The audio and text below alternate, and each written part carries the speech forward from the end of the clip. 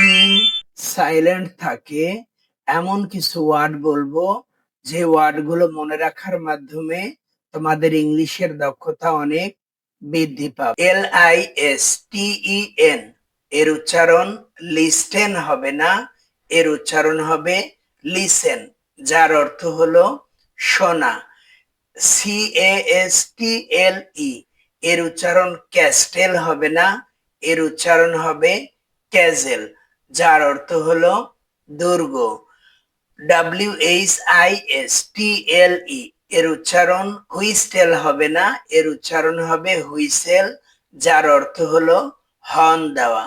FASTEN এর উচ্চারণ fasten হবে না, এর উচ্চারণ হবে ফাসেন, যার অর্থ হলো শক্ত করে বাঁধা।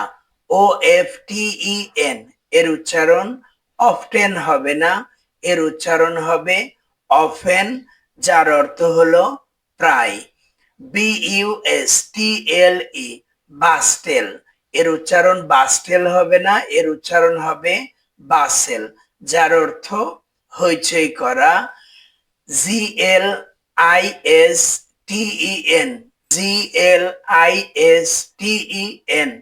এর উচ্চারণ গ্লিস্টেন হবে না, এর উচ্চারণ হবে গ্লিসেন, যার অর্থ হলো ঝলমল করা।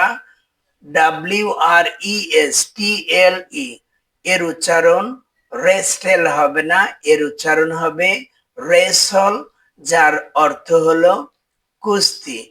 NESTLE এর উচ্চারণ নেস্টেল হবে না, এর উচ্চারণ হবে নেসলে, যার অর্থ হলো বাসা বাঁধা বা ঘর বাঁধা, উচ্চারণ হবে হ্যাসেন।